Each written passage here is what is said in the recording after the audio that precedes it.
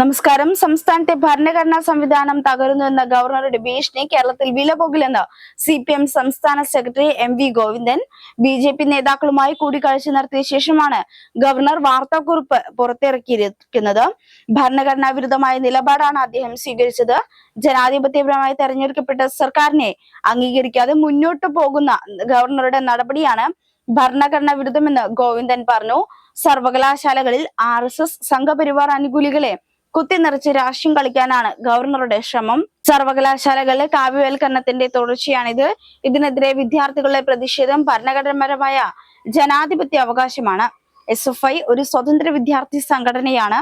SFI നടത്തിക്കൊണ്ടിരിക്കുന്ന സമരത്തെ എതിർക്കാനെന്ന വണ്ണം ചാൻസലർ മുഖ്യമന്ത്രിയെ നിരന്തരം അപഹസിക്കുകയും അപമാനിക്കുകയുമാണ് ചെയ്യുന്നതെന്നും MV ഗോവിന്ദൻ പറഞ്ഞു. ഗവർണർ പദവിയിൽ ഇരിക്കുന്ന വ്യക്തി പാലിക്കേണ്ട ഭരണഘടനാപരമായ ചുമതലകൾ പാലിക്കാൻ അദ്ദേഹം തയ്യാറാകുന്നില്ലെന്ന് മാത്രമല്ല, ഭരണഘടനാ വിരുദ്ധമായ പ്രവർത്തികളാണ് അദ്ദേഹത്തിൽ നിന്നും നിരന്തരം ഉണ്ടാകുന്നത്.